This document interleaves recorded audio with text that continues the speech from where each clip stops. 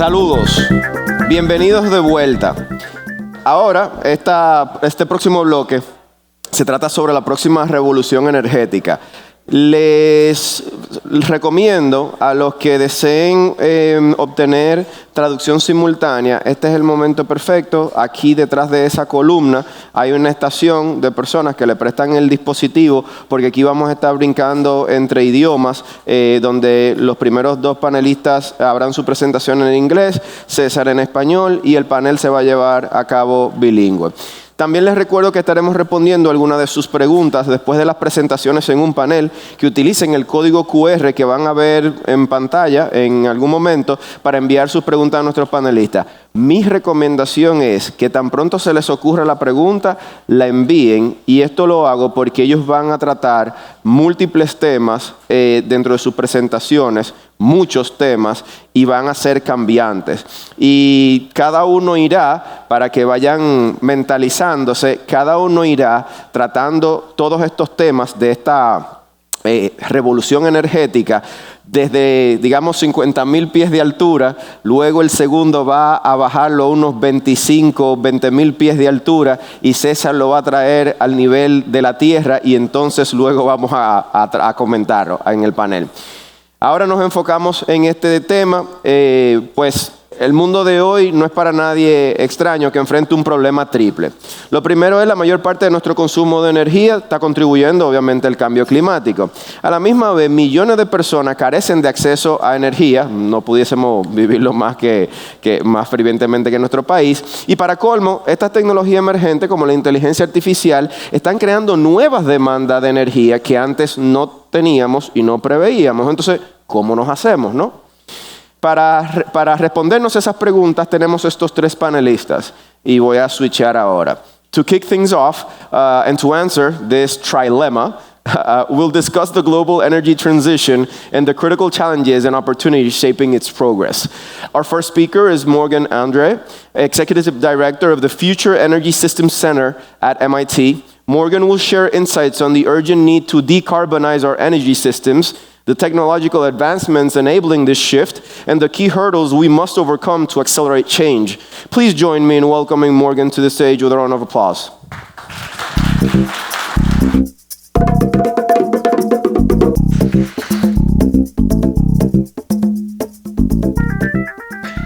Good morning, and thank you for allowing me to present to you in English. And I also want to thank our hosts for the opportunity to come and share a little bit of perspective with you about the energy transition. And I thought I'd start with just a quick little bit of background and introduction.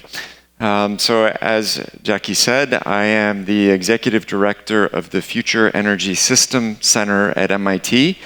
We're part of the broader MIT Energy Initiative. I spent my career in industry working on new technologies and trying to bring new technologies to market. Technologies like batteries and fuel cells and electrolyzers. And I'm happy to be recently joining MIT, coming back to MIT where I did my graduate work. And the Energy Initiative is an interesting organization that brings together industry and academic researchers and policymakers to focus on some of these big challenges we have in the energy space. And really our focus is on trying to identify the big problems and find solutions. We're really focused on decarbonization and finding more sustainable, economical energy systems and energy technologies, and trying to find ways to grow energy availability, grow energy security, and create a more sustainable energy system. Our group has a bunch of leading energy companies from around the world who support our work, and we really focus on energy storage, low carbon fuels, new ways of generating electric power, carbon management, that includes carbon capture and sequestration. And we look at not only energy generation, but how is energy used. So that's transportation, industry, and buildings. And I thought I'd start with a little bit of historical perspective. And to me, it's always surprising looking at this kind of chart to see how much global energy use has grown and how recent that growth is. And really, this is a sort of widespread, cheaply available energy is a relatively new phenomenon. And it's almost entirely been energy growth based on fossil fuel use. And that energy growth has really enabled huge transformations in terms of increased wealth and health around the world. But as you can see, it's really been, in many cases, additions of energy, not replacements. And that's not to say that there haven't been technology transitions in the past, but when it comes to energy use so far, mostly we've been adding new sources of energy, not getting rid of old ones. And so you can see, even in the case of traditional biomass, that's still a significant source of energy globally. Maybe I'll... And I think as we look at that energy use, one of the consequences of that energy use is a significant increase in CO2 emissions. And we all know this, and this has created a big challenge in terms of CO2 emissions and greenhouse gas and climate change. It's also created local air quality issues, local water quality issues. And I think that it's important to note there are no free lunches, so to speak. So there's always impacts associated with energy, and fossil fuel use is a big step improvement over using biomass.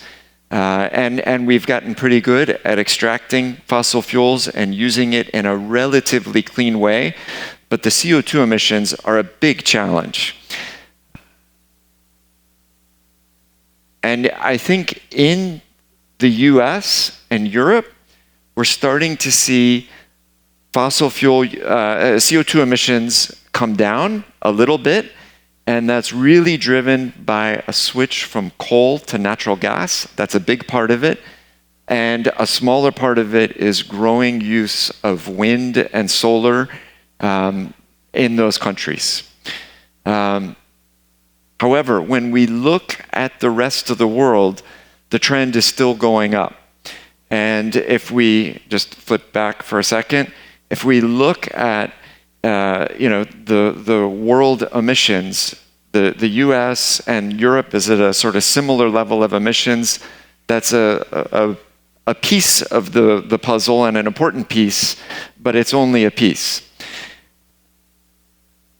And if, as we look at these emissions in the Dominican Republic, they're tiny compared to the emissions in the United States. And I think we can see that growing emissions do create a challenge, but I think it's also important to note that growing emissions represent growth in energy, which is actually good. That is correlated with growth in the economy. And I can tell you, as someone who's worked in industry for his career, being a part of a growing economy and a growing business is a lot more fun than being part of a shrinking business. And so I think we need to figure out, how do we continue to grow and enable energy use, but do it in a clean way?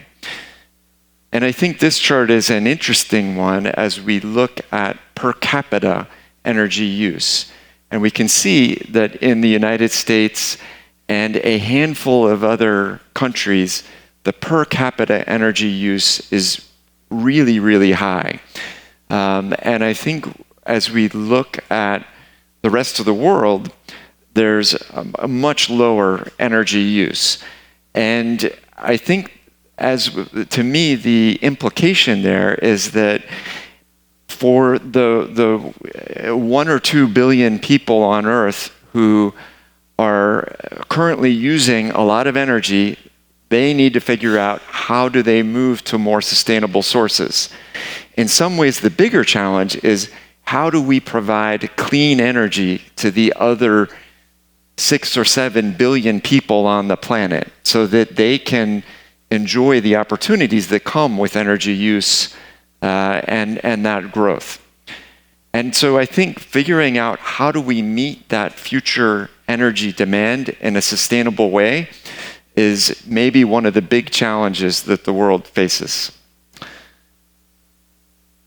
And this is just a plot from the 2023 IPCC report. And again, I think the important lines here, if we look at the y-axis, that shows emissions, and these lines show different paths.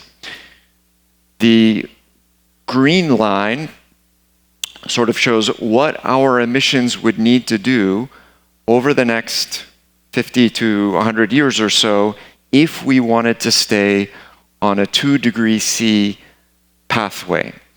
I think the red line shows the current path if we stick with current policies. And so to me, this plot highlights that all of our discussion about trying to get to 1.5 C is probably very optimistic, and that we need new policies if we're going to avoid some of the more significant impacts of all of these CO2 emissions that we've been generating. Okay. And one of the challenges that makes this change so difficult is the scale of our energy system. And if we look at some of the sectors that use a lot of energy, we've got transportation, we have electricity generation, and manufacturing, steel, concrete. And what this chart shows is the movement of mass of materials to meet the needs of these different industries. So we have mining, generating new materials, extracting new materials. We have them used in buildings and infrastructure. And across the top, we have the CO2 associated with those different industries.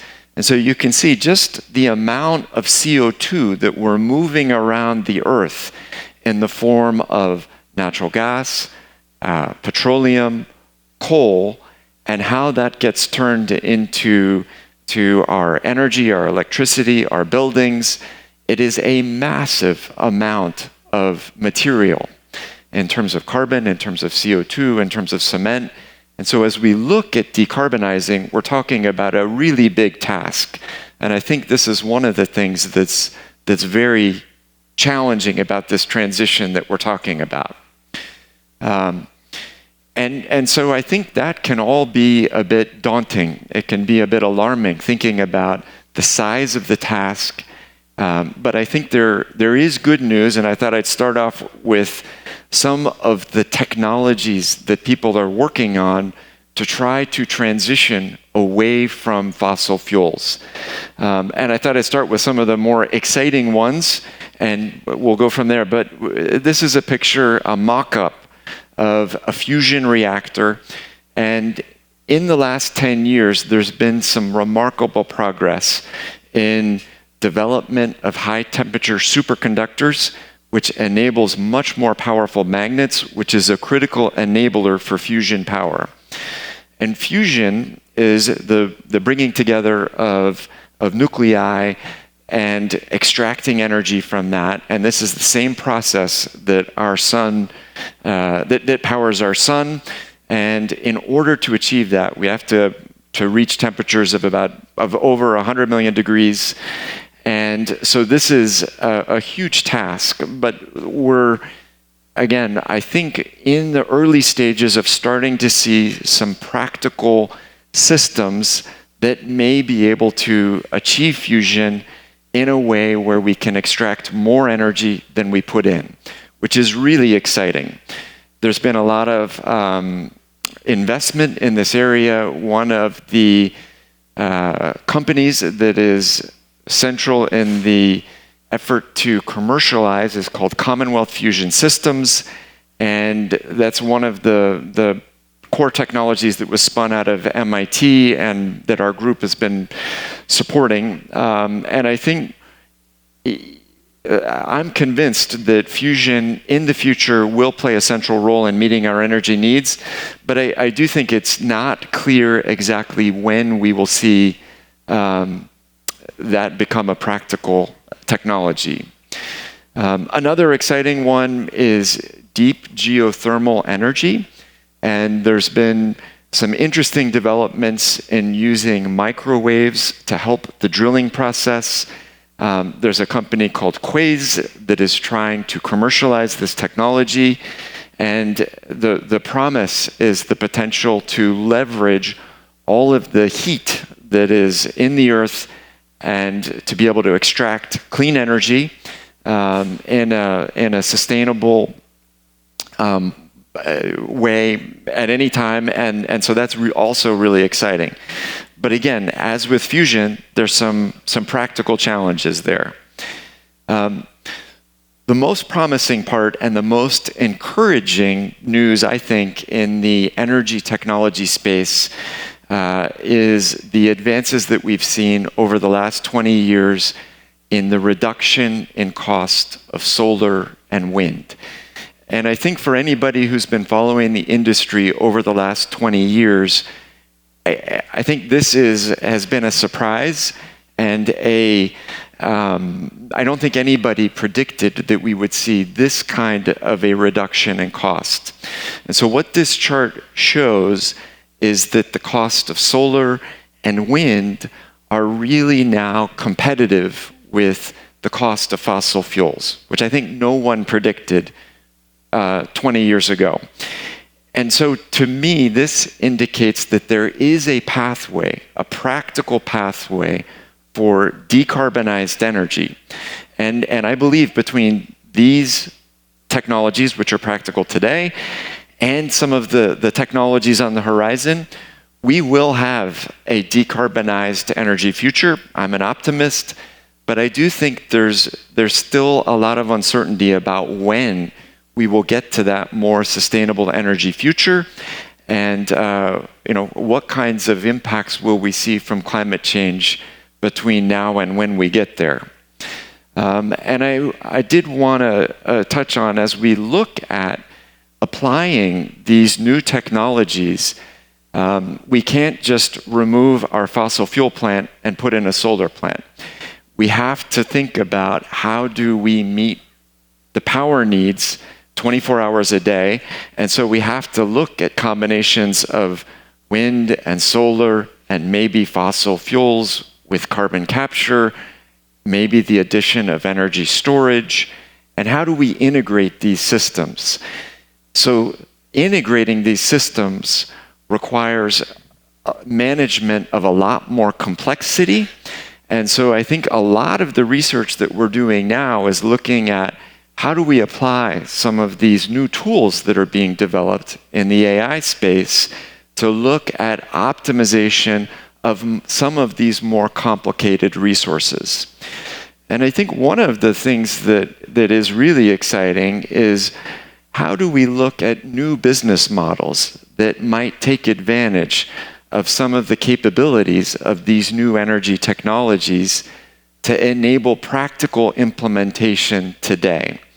And I think there is an interesting analogy that's not perfect, but if we look at the telecommunications industry, right? For a long time, communication meant wires, and it meant phone systems and phone companies controlling those wires and getting a phone with a wire connected to it in your house before you could make phone calls. In some parts of the world, they've skipped over that and gone directly to cellular with all of the advantages that it offers. And I do think as we look at the developing world and opportunities to grow and meet energy demands there, I think one of the important opportunities we need to think about is how do we enable solar and battery and wind in some of these places, and what are the business models that we need in order to go straight to these more sustainable energy sources. And I think just summing up, transitioning away from fossil fuels is a huge challenge. It's not going to happen in the next 5 years. It probably isn't going to happen in the next 20 years, not completely, but I believe it is going to happen in the future. I think the good news is there are a range of technologies that are practical today. And I think, here in the Dominican Republic, there are some very big projects that have been developed in the solar space. I think there are big opportunities for wind. And again, I think a lot of the enablers to make those projects happen are really more on the business model side and less on the technology side. I think on the technology side, there are some exciting things a little bit further out in the future. And even in the area of solar, there's a lot of work on bringing down the cost further, on enabling systems that have better efficiency, and all of that, I think, will contribute to improving the business case for some of these cleaner technologies. I think the final point I'd like to make is that, it's really important that we look at accelerating this transition to cleaner technologies. I think maybe the biggest enabler to acceleration is developing broad consensus that this change is important and necessary. It's really policy that's going to play a big role in driving this change. And if we look at one of the big enablers to bringing down the costs of some of these technologies, it was policy. It was policy in Europe that subsidized some of the application of solar. It was policy in China that subsidized the manufacture and the building out of scale capacity, which helped bring down the cost. And so I think we need that same kind of policy push to drive broader application of some of these clean technologies if we really want to accelerate this transition. But overall, I'm an optimist, so I believe we're going to get there. And thanks for giving me the opportunity to share a few thoughts with you. Thank you.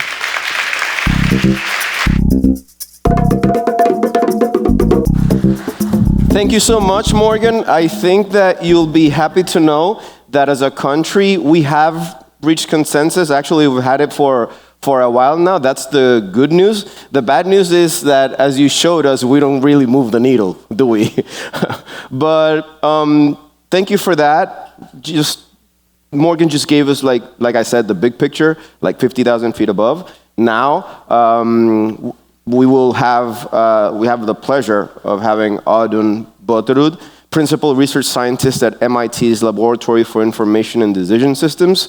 He will provide us an update on US electricity markets, the challenges of integrating variable renewable energy sources, and the importance of large-scale optimization in shaping future power grids. Let's welcome Audun Botterud.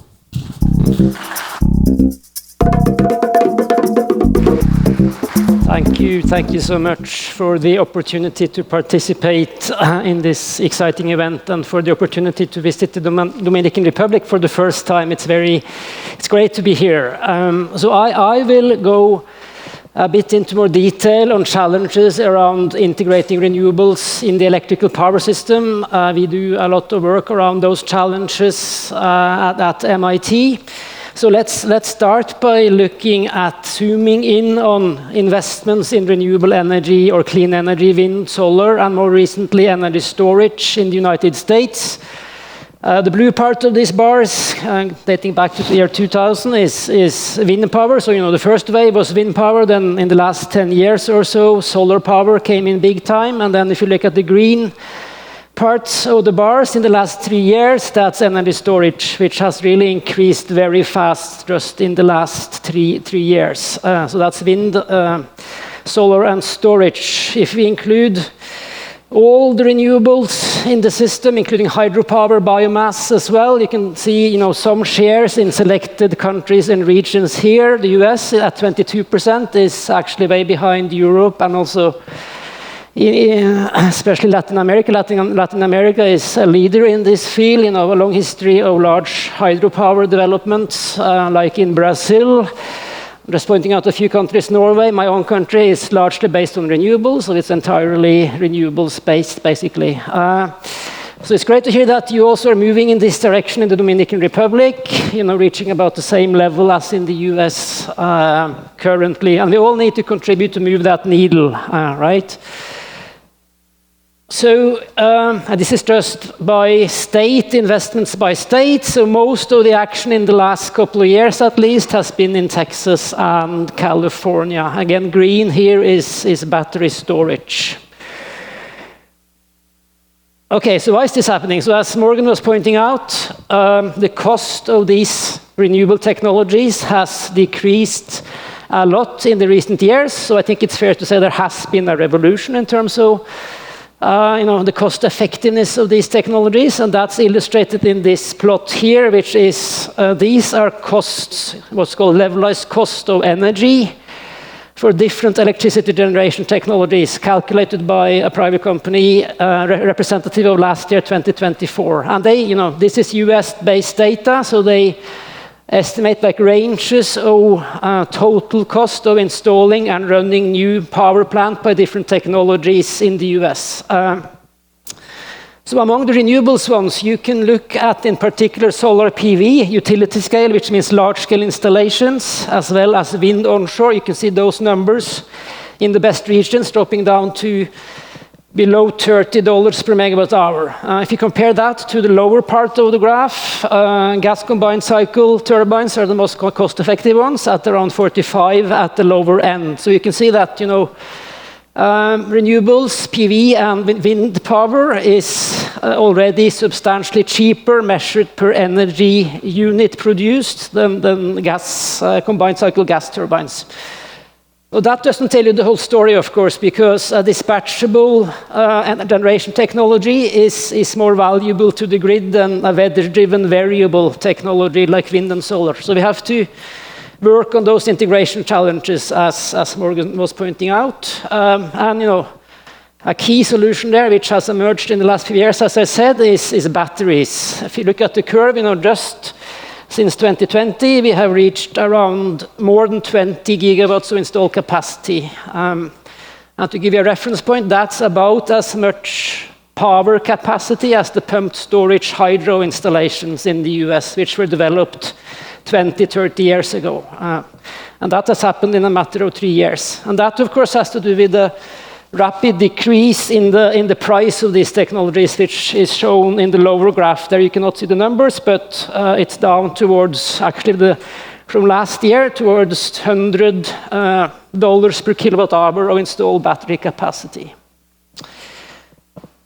So these are becoming cost-effective integration solutions.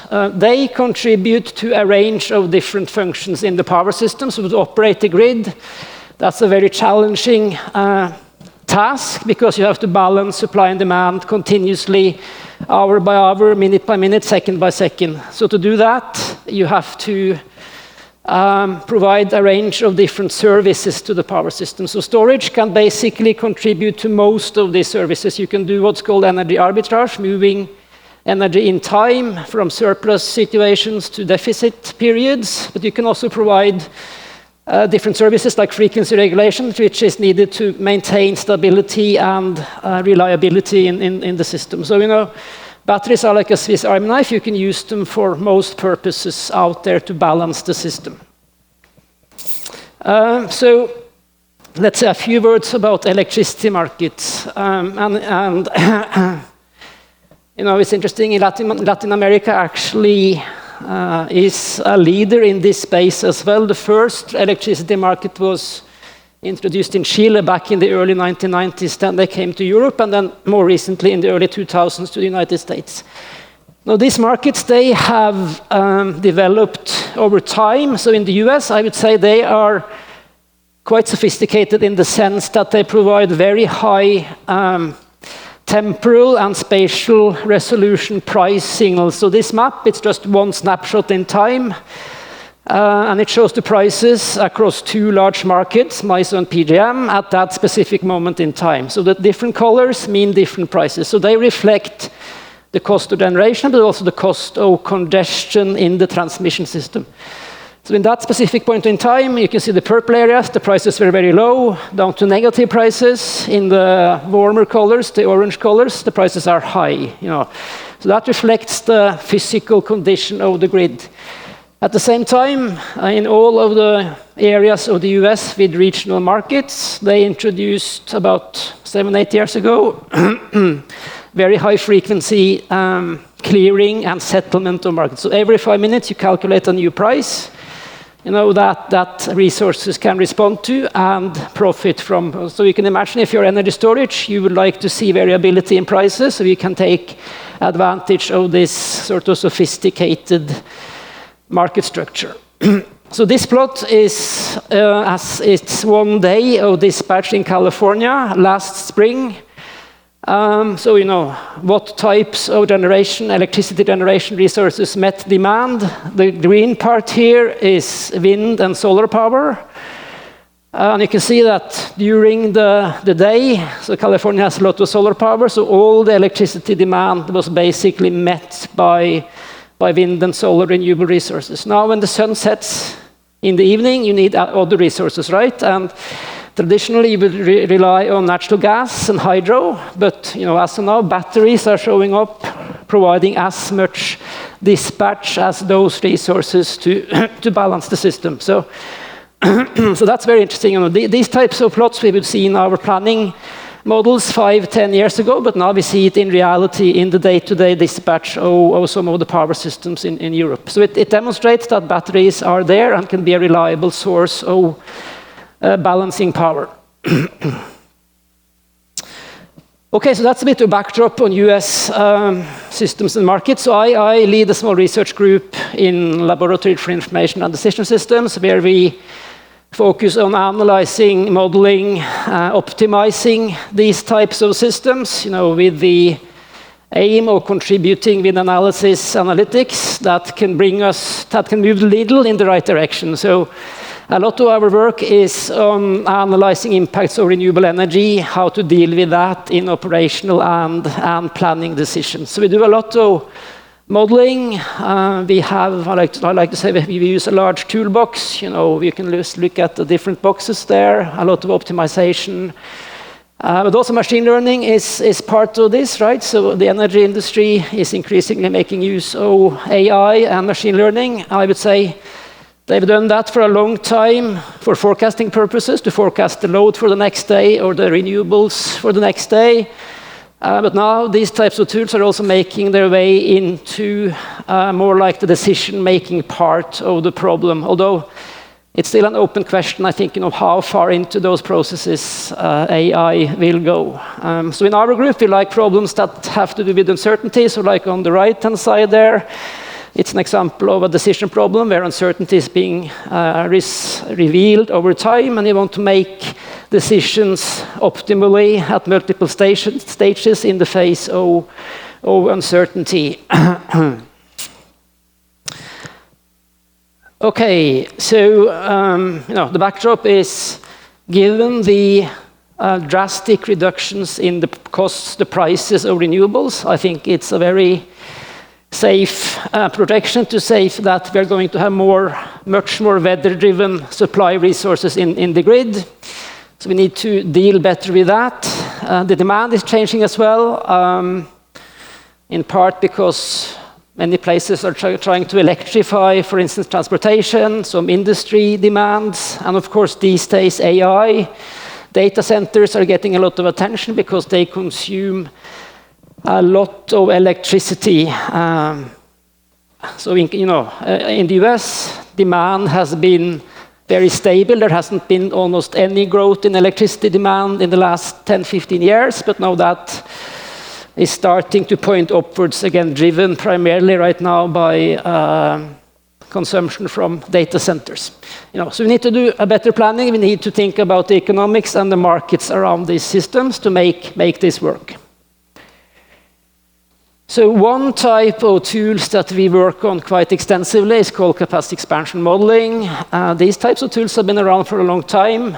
The basic steps are illustrated here, where you need input data for demand, projected future demand, what type of technology options do you have, what are their technical characteristics and their costs. And on top of that, you may have something about policies and markets, and you feed that into a large-scale optimization model that typically minimizes costs. You're subject to physical and policy constraints.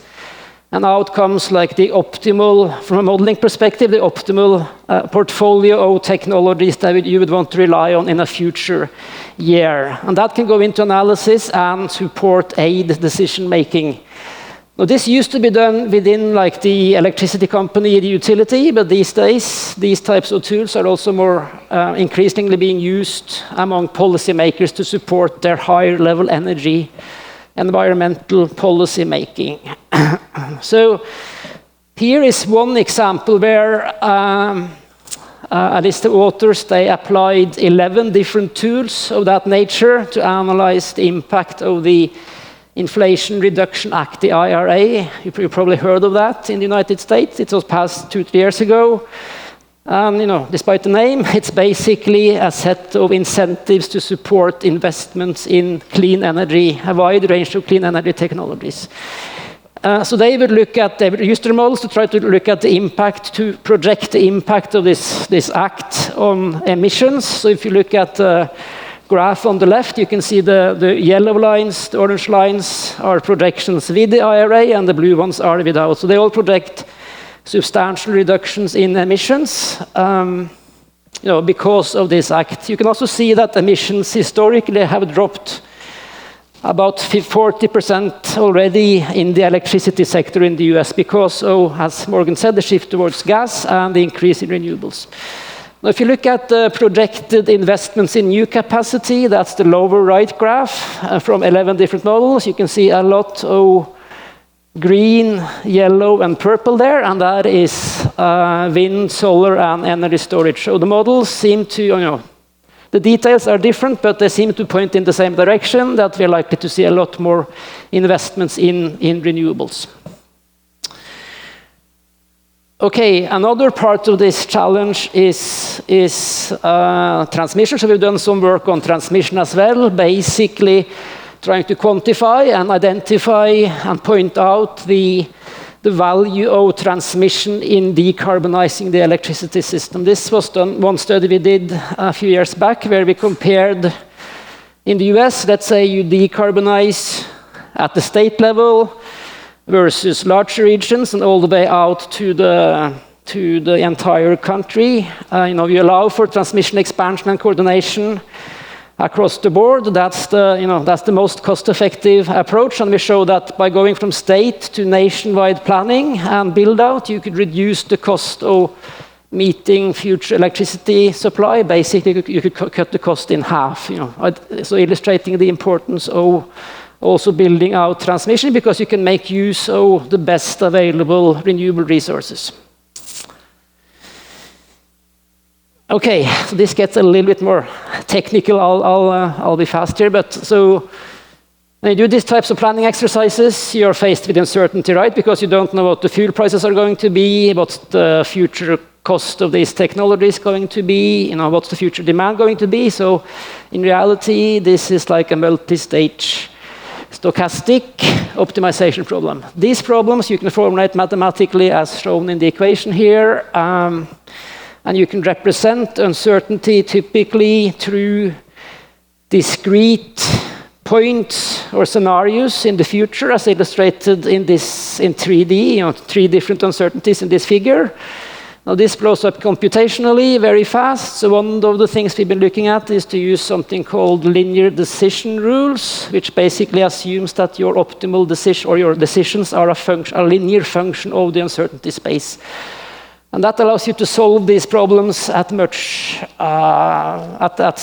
higher speed, basically. And you can also consider continuous different probability distributions when you optimize for these types of problems. We are contributing more fundamentally to better tools to address these types of problems, and we can show that once you account for uncertainty, you tend to get different results from what you would get in a deterministic setting where uncertainty is ignored. So that's one type of research we are working on. Another part is looking at climate change and the impacts of climate change on power systems planning. Traditionally, we would plan the system based on historical weather patterns. Now, those are obviously changing, so we need to plan for the future weather patterns. So linking up the output of very complex climate models, converting the outputs to something you can use as input to power systems planning is a big research challenge. Okay. Let me just talk a little bit about energy storage, because as I said, I think that's really a key asset in terms of managing these systems. So we need to figure out, what's your optimal use of batteries? How much should you save for the next time period? How much should you use today? So these are like problems that are linked in time. They're intertemporal, so we have to kind of optimize over a longer time horizon, and you also have to consider that you may want to use this asset for multiple purposes, not only energy, but also these types of different services. So that becomes a complex and interesting optimization problem that we are trying to find better solutions to. Another factor is that these assets, they don't last forever. Actually, they tend to degrade faster than most other assets in the grid. So better understanding, how batteries, how the capacity fades over time, that's partly like a function of time, and partly a function of how aggressively you use the asset. That's another problem we are working on both experimentally and from an optimization and modeling perspective. Okay, so I'm just giving a few snapshots. Finally, this is the last example where we looked at this change from hourly to 5-minute time resolution when it comes to solving the electricity market and providing price incentives. That's the difference between the blue and the red in these graphs. It basically shows that when you do that change, you would increase the revenue opportunity for batteries quite substantially. You would almost double the revenue opportunity when you could chase that high resolution pricing. Okay, so the clock is flashing here. So let me conclude by saying that I'm biased, but I think that the power systems is going to play a very critical role in the energy transition because of this revolution in prices, in costs that we have seen. That is, and will be for the foreseeable future, the most cost-effective solution in most places to reduce your carbon emissions. So renewables integration challenges are really important. We can look at hardware, investment in storage, in transmission, in other flexible resources, but also we need improved algorithms. And that's where also AI and machine learning comes into the picture. On top of that, we need to think about the economics and the policies around these resources. And again, energy storage, I think, plays a very critical role here. So I'll stop there. Thank you very much.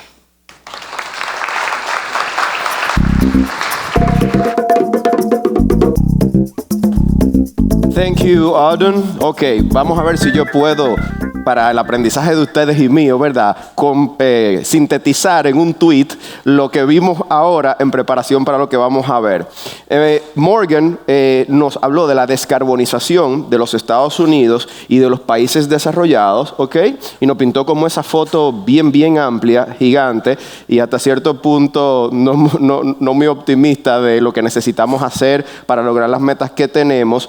Audun nos ayudó a entender qué cosas hay que hacer, considerar tecnologías y formas de considerar esa descarbonización en esos países. Y entonces nuestro próximo ponente, que es muy interesante lo que van a ver, él va a aterrizar todo eso a la República Dominicana. Ok, y lo que César va a hacer es tomar como punto de partida donde lo dejaron ellos, y entonces nos va a llevar en, como dije ahorita, República Dominicana no mueve la aguja a nivel global, pero se van a dar cuenta, y es motivo de mucho optimismo, que así como yo aprendo muchísimo cada vez que interactúo con nuestro próximo ponente, que es una de las mentes más brillantes dominicanas y reconocidas en la industria energética en toda la región, que hay motivos para nosotros desde Dominicana sentirnos orgullosos, optimistas, y que en el contexto de la región, esto es Emtech Caribbean sobre todo, somos un referente, que podemos ser ejemplo para el resto del mundo. Para entender eso, cómo es eso, nos acompaña César Santos, fundador de Magnetar Global Partners. Bienvenido, César.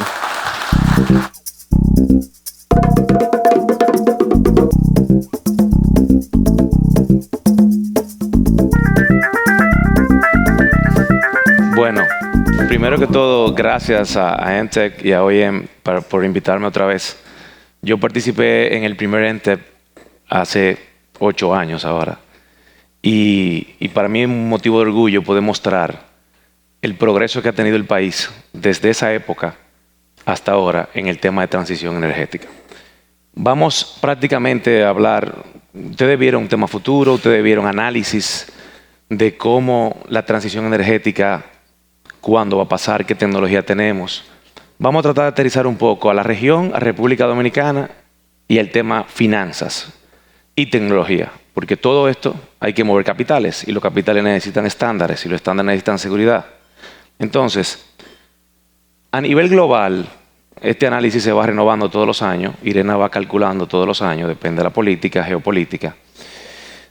Pero el último análisis de Irena, se necesitaban 150 trillones de dólares para alcanzar uno de los escenarios futuros, el más maduro en cuanto a transición energética.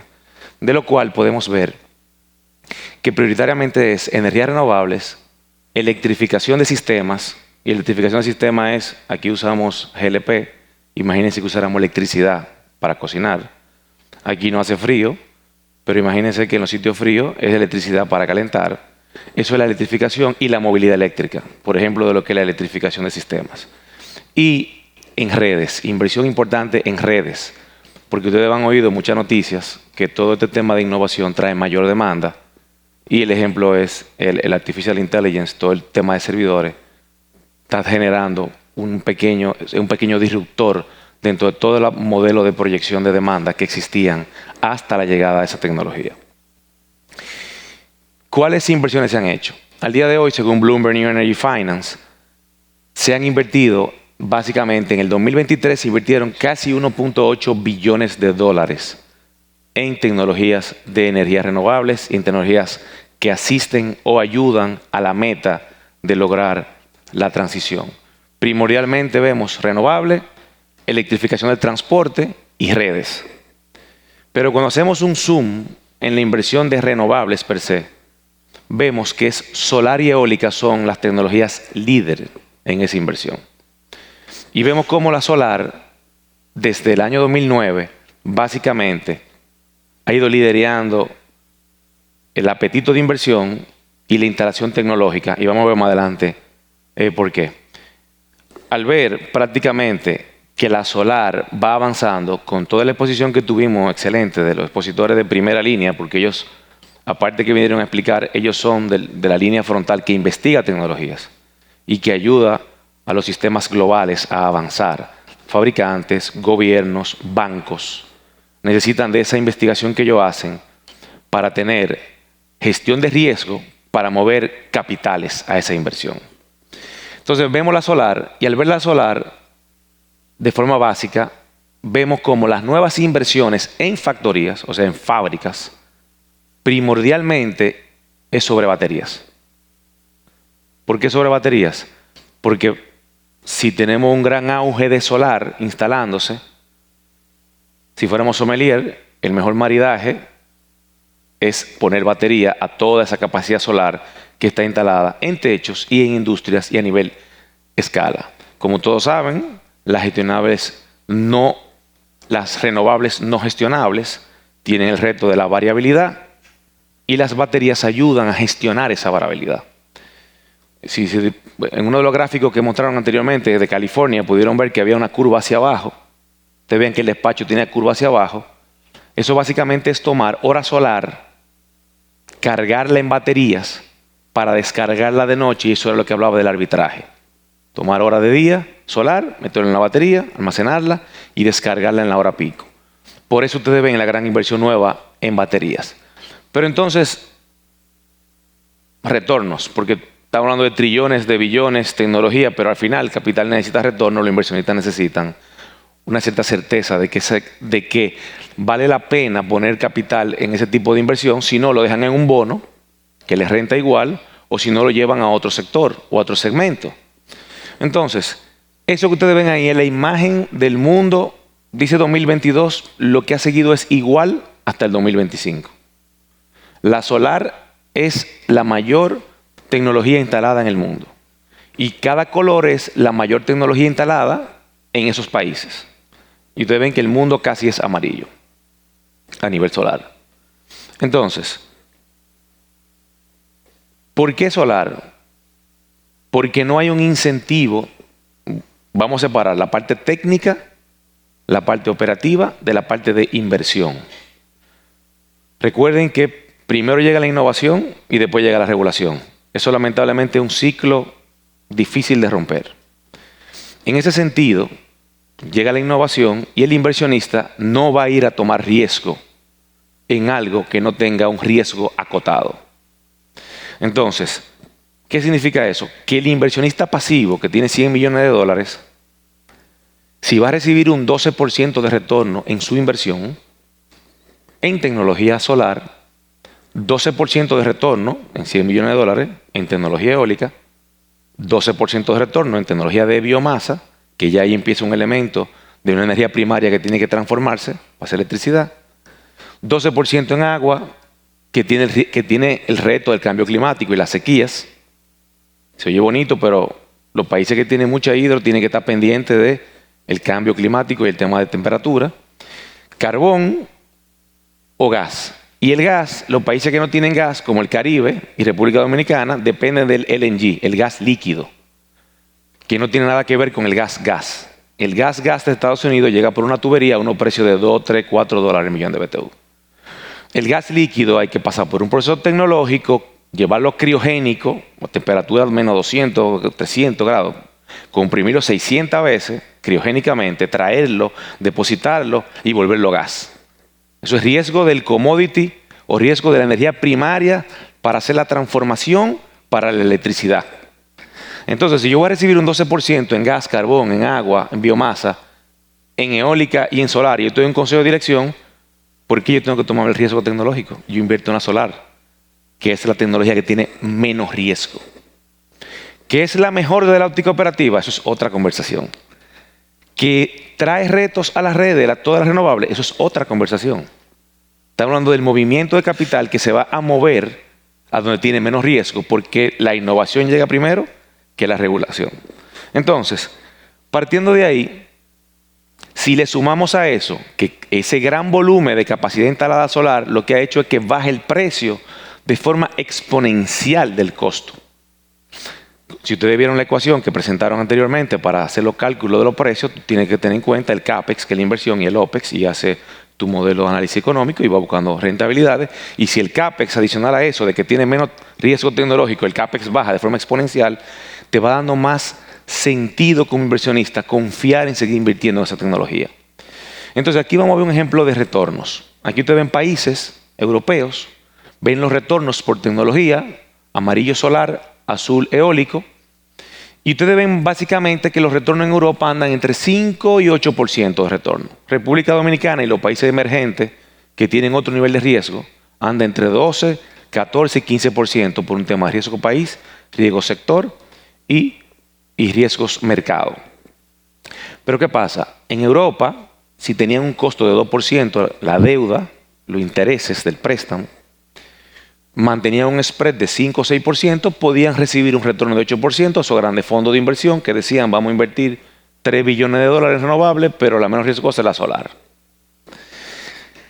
Con la crisis que Está bajando la tasa, pero no sabemos si va a volver a subir. Económica de los últimos años, que todos sabemos que el dinero cuesta más. El costo pasa a 4, lo cual comprime el retorno, pero en países como República Dominicana, el costo de la deuda anda entre 7,5, 8, 9 o 10. Si tú mantienes el mismo spread europeo, tú deberías requerir un 16. Pero la verdad es que en países como estos, tú tienes que mantenerte cerca de un 12, porque de la misma forma que te cuesta dinero, tú tampoco puedes pedirle tanto retorno a la inversión. Entonces tú te mantienes en un 12. ¿Qué significa eso? Que el spread que hay en países como República Dominicana, Centroamérica, Caribe, es de un 2% sobre el costo de la deuda, cuando en Europa es un 4%. Pero, ¿por qué República Dominicana está en el spotlight de inversión y Centroamérica? Porque de forma muy básica, si yo te garantizo un cierre comercial para esa tecnología que ya tú conoces que es madura, con un precio para tu inversión, tú prefieres y tienes seguridad política, seguridad jurídica, precedentes en otros sectores, porque no solamente en energía, y todas las bondades que ustedes ya conocen del país, podemos ir a turismo, minería, y tú garantizas ese precio, los inversionistas prefieren venir y los bancos prefieren asegurar y financiar flujos que estén más seguros, a tener mayor retorno con flujos que estén más inseguros. Y por eso, aunque República Dominicana no es un país AAA, ustedes van a ver ahora lo que se ha significado garantizar un precio para la inversión con un conocimiento ya maduro para el movimiento de capitales y ejemplos como los bancos locales, que son los que han financiado el gran avance de las renovables, que increíblemente, aunque hay participación de multilateral y Banco Internacional, la banca local, y por ciento Banco Popular, que es uno de los líderes en financiamiento, y los otros bancos, se han atrevido a tomar el riesgo de financiar esa transición. En un análisis de sensibilidad, ¿por qué eso es tan importante? Porque un análisis de sensibilidad hecho para Europa, para todos esos mercados, en este caso España, ustedes ven que la tarifa o el precio de la energía y el factor de capacidad, que es la producción, el recurso, son las dos variables más sensibles. Pero si tú estás en una zona como el Caribe, que tiene buen recurso solar, entonces ya tú fijas la variable de factor de capacidad. Porque como la radiación es kilómetro cuadrado, tú no necesitas tanta precisión como la eólica, que la eólica sí es, tú tienes que encontrar el río de viento para poner la nariz del aerogenerador en el río de viento. Entonces, básicamente, ven ese retorno. República Dominicana, el caso, 2.000 megavatios aproximadamente renovables, el 50% del país es solar, no es mucho comparado contra Europa, contra Estados Unidos, pero vamos a ver ahora lo importante que es para la región y para el país. 500 megavatios de autoconsumo, pero eso posiciona a República Dominicana en Centroamérica y Caribe como el cuarto país con capacidad instalada renovable. Pero lo posiciona como número 1 en solar. Y miren cómo la curva verde es la capacidad solar instalada. Y básicamente cuando hacemos el breakdown, el número 1 solar, el número 1 eólico, cuarto en capacidad, un error que puse ahí, cuarto en capacidad, porque es el nuevo, es el año pasado, subimos un escalón, y quinto en hidro sin tener mucha hidro. El Climascope de Bloomberg posiciona a República Dominicana como la quinta economía para invertir de toda Latinoamérica, lo cual es México, Brasil, Colombia, quinto en Latinoamérica, Bloomberg, y IRENA, que denomina para monitorear mercados pera con pera, Small Island Development Stage. República Dominicana globalmente es el estado que tiene mayor capacidad instalada en todos los Small Island Development Stage del planeta, según IRENA. Conclusiones. Si ustedes ven la línea de abajo, eso sería como el precio que tendría las energías renovables, solar, eólica. Ustedes vieron el gráfico de Estados Unidos, andaba entre 8 y 9. Aquí igual anda entre 8 y 9. Pero es un precio fijo por 15 años. La variación que hay a partir del gas natural, 20, 30 y 40, es la exposición a la que tú tienes cualquier tipo de planta que utilice combustibles externos fósiles, petróleo, gas, carbón. República Dominicana mantiene ese crecimiento y la proyección reciente de ahora de febrero proyecta que el 2028, con los proyectos que están existentes en concesión, de que van a adicionarse 2.000 megavatios. Se van a adicionar 2.000 megavatios de gas natural, pero 2.000 megavatios más de renovables, lo cual serían entre 4.000 y 4.400 megavatios que va a tener el país en el 2028. Lo que va a apuntar, interesantemente, a tener un 22%, entre un 22 y un 24% diversificada su matriz energética, con independencia y con seguridad energética.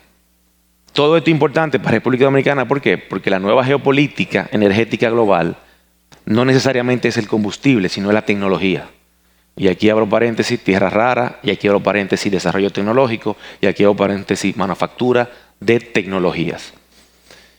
La digitalización, como ustedes ya vieron, va a traer muchos beneficios a suplidores, a fabricantes, a la generación base, a las renovables, a la operación de las redes con toda la integración de cambio climático y señales, a las utilities y a los consumidores. Y esto que ustedes ven aquí son las curvas de despacho de República Dominicana. ¿Qué beneficio va a tener el país con todo esto? La amarilla es sol, la naranja es biomasa, la gris es agua y el azul es eólica. Si tú le sumas las baterías cuando entren en operación para tomar la solar, tú puedes gestionar el agua y parte del sol para tener una franja de energía renovable que le va a dar al país seguridad e independencia energética, por lo menos en un porcentaje de su electricidad. El reto, el capital humano. Esto que estamos haciendo aquí es vital para que se pueda mantener la transición y la innovación. Porque básicamente todos los que estamos aquí tenemos que volver a la escuela a aprender todo lo que hemos estado viendo toda esta mañana, y eso va a pasar el año próximo y el año subsiguiente y el año subsiguiente. Tanto así que ya desde la óptica de inversión, retener el talento es uno de los principales valores que se ve en las próximas inversiones. Con esto concluyo y recuerden que la única constante es el cambio. Sigamos aprendiendo. Gracias.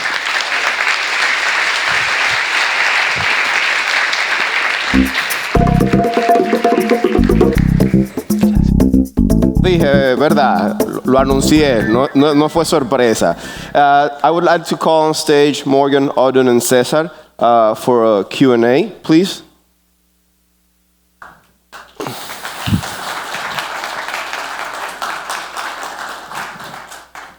Please feel free, wherever you, yeah, that's okay.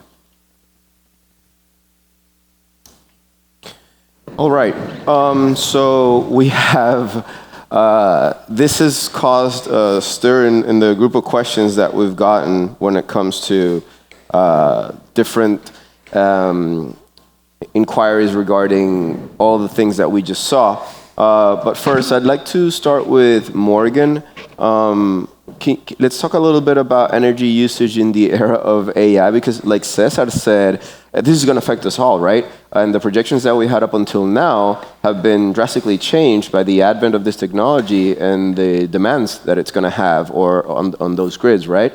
So can you speak briefly about that so we can get an idea of what to expect? Yeah, absolutely. And I'll ask my co-panelists to also jump in. Sure. But I think it's remarkable at how fast things have been changing in the energy space recently.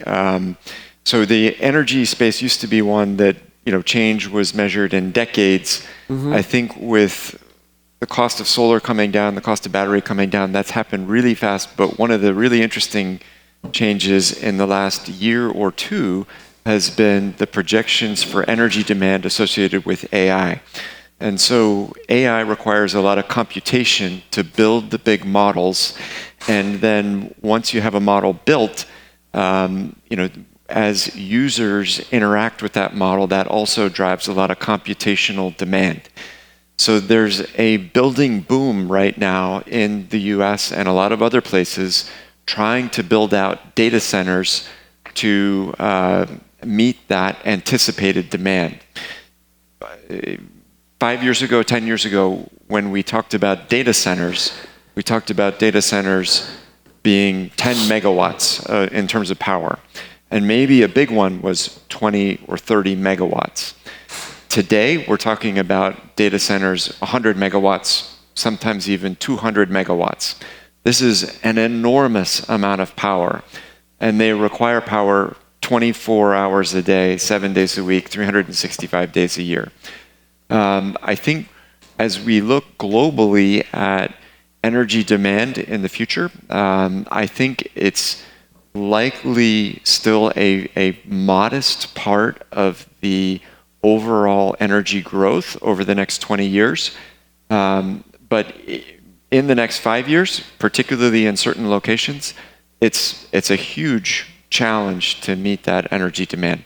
I think in the US, we're talking about going from maybe 3% of energy demand for data centers up to 7 to 12% in the next 5 to 10 years. Okay. Can you connect it just really briefly with that increase in energy demand? What is the potential for nuclear energy to meet those demands and reduce carbon emissions? That's a question that we got from the audience. Yeah, I mean, a lot of the large companies who are the big tech companies who are driving this demand are also committed to trying to find sustainable zero carbon ways to meet that energy demand. So they're exploring all different avenues from an energy perspective to try to meet that demand. And nuclear fission is one of the ways that people are exploring. And there's a lot of interest in that because it's zero carbon. It's proven technology. The challenge is getting new permits, building out a new facility. It's not something that usually can be done quickly. It's something that can take 5, 10, 15 years to build a new plant.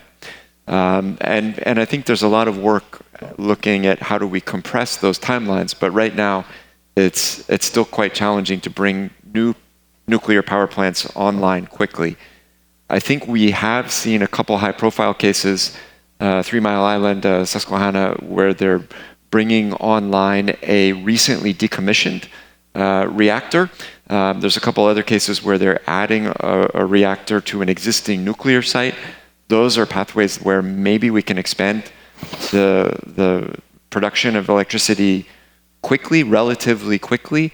But I think there's a big question about, in the near term, in the next 5 years, how do we meet that power demand? I think it's likely a lot of natural gas, is my guess. Okay, thank you. Audun, energy storage is one of the biggest challenges, arguably the biggest one for us, as you saw in Cesar's presentation, but also opportunities, right? Can you briefly speak about that part? What's the current situation? How far in terms of time are we from go-to-market of some of these emerging technologies when it comes to battery storage? Because right now, I guess we can all agree that it relies a lot in lithium. Yes. But these emerging technologies that are being, created or worked on, investigated right now, how far from seeing those applied in countries like ours are we? Great question. As I explained, energy storage, is a great flexible resource. The numbers I showed from the US, the recent investments, they are almost entirely in lithium-ion batteries. So that means short duration storage. You can store electricity for 2, 3, up to 4 hours, maybe. So you can use that for many purposes, but not for all purposes in the grid. So we need other types of storage technologies as well, and they're not at the same mature stage as the lithium-ion batteries. There are demonstration projects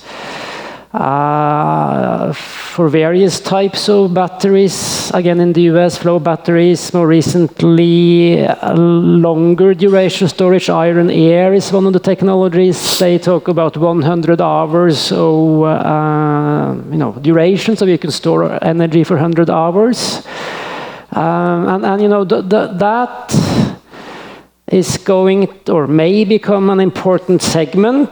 Although if you still have other types of resources in the mix, like gas-fired generation, they can presumably address those types of longer duration challenges, right? So there is like a competition between what technologies provides what services, and of course related to that is how ambitious are we in terms of going down the emissions curve.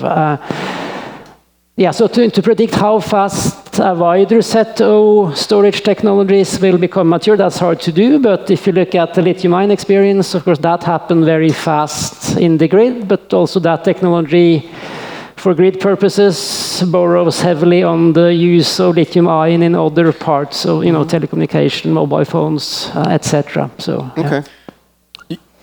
Yes. Yeah, I mean, just to jump in, I mean, I think the innovation in the lithium-ion space continues, and there's a lot of interest right now in lithium iron phosphate for stationary applications. The energy density isn't quite as good as lithium, the NMC, the nickel, metal, cobalt, but it's the life is better and the cost is lower. Okay. So I think one of the big challenges with energy storage is if you use it, you can get some value out of it. So Audun talked about a number of different ways that you can get value out of energy storage. When we look at some of these longer duration energy storage technologies that can store up to 100 hours, if you have your battery charged up waiting for a 100-hour event, you're not using it as much. Right. So even if it's less expensive, if you're not getting as much value out of it, what's the investment opportunity? Right. So I think it'll likely be a mix in the future of some kind of lithium ion for daily use, and perhaps some other types of storage for longer term. So talking about investment, ahora salto a español. César, tenemos una pregunta del público sobre la inversión en energía. Todos sabemos que para el ciudadano de a pie es posible poner de su capital, invertirlo localmente en fondos de inversión como algunos de los que César mencionó, pero de otros puestos de bolsa y AFIS, en inversiones que hoy en día están yendo a estos proyectos importantes de energía. Entonces, la pregunta que hacen creo que se relaciona con la gráfica analítica que tú nos enseñaste de los retornos en República Dominicana, que quizás son menores, pero más seguros, versus otros en Europa, Estados Unidos, que obviamente son más altos, pero con mayores inseguridades y incertidumbres, ¿no? Entonces, tú pudieras hablar, la pregunta que hacen es, ¿por qué es atractivo la inversión en energía en República Dominicana? Sí, eso es una pregunta muy interesante, porque es lo que tiene el país literalmente en los rankings. Básicamente, la madurez tecnológica ha permitido que la solar y la eólica, pero más la solar, se vuelva un commodity. O sea, el precio y las prestaciones entre un fabricante y otro varía muy poco. Entonces, alrededor de la tecnología, las variables importantes son el recurso solar. Si tú miras la gráfica histórica, Alemania era uno de los países que tenía más solar y no el país que tiene más sol. Lo que tenía era un buen marco de inversión, de apoyo a la inversión para que se desarrollara esa industria. República Dominicana tiene recurso solar, muy bueno. Entonces, si tú a eso le pones el marco de la ley 5707, que es la ley que la gente le dice de renovable, pero si tú lees bien, la ley es una ley de incentivo a la inversión en renovables. No es una ley de operación. Entonces tú tienes un marco jurídico que ya te genera esas condiciones, y si tú a eso le pones seguridad jurídica política, la política pública, todos sabemos lo que está pasando alrededor a nivel de seguridad jurídica política, no seguridad jurídica legal. Y si tú a eso le pones algo que hizo muy bien este equipo de gobierno, que aunque la ley es del 2007, no se había hecho hasta ahora una modificación. Hubo un cálculo del precio de referencia que mandaba la ley para las distintas tecnologías por zona del país.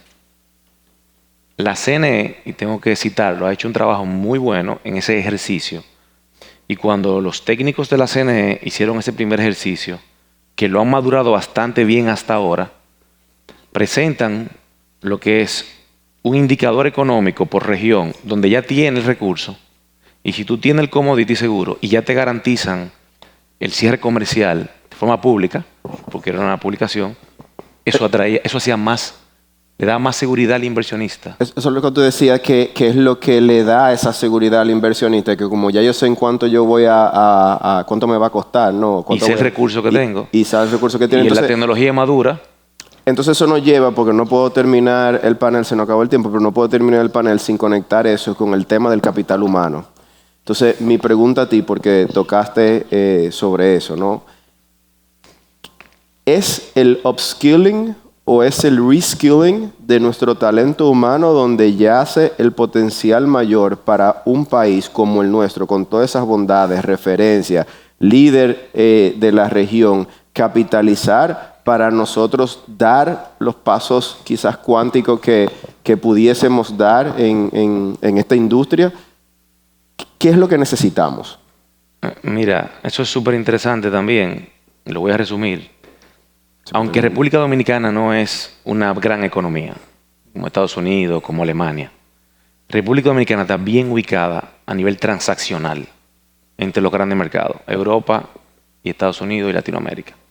Entonces, teniendo potencial renovable, teniendo recursos, dando seguridad, República Dominicana, al igual que el resto del mundo, tiene la tarea de avanzar hacia la innovación. En este momento, todo lo que es AI, todo lo que es transición no es solución. Hay que valorar más tecnologías. La batería que se conoce era de litio, pero el reto es el almacenamiento de energía. Entonces, si tú tienes todo eso conjugado y tú tienes seguridad jurídica y tú tienes condiciones renovables, tú puedes dar a lo que falta el futuro, que es una energía estable, y con eso complementarlo con desarrollar talento para aprovechar tu ubicación estratégica, como lo ha hecho República Dominicana, que aunque no es grande, está en la agenda de todos preguntando qué están haciendo. Okay. Perfecto. Muchísimas gracias. Thank you so much, Morgan. Thank you so much, Audun, César. Gracias una vez más por acompañarnos. Ahora, ahora pueden pasar al almuerzo en el salón de afuera, auspiciados por Cemento Santo Domingo. El programa reinicia a las 2 de la tarde. Esta tarde estaremos hablando sobre el cambio climático y con emprendedores dominicanos con caso de éxito capitalizando inteligencia artificial, pero no porque cogieron ChatGPT y lo aplicaron, no, porque de verdad lo utilizaron, crearon IP y crearon creaciones originales, ¿no? Que están generando mucho valor para países como los nuestros y en países como los nuestros. No se lo pierdan y buen apetito.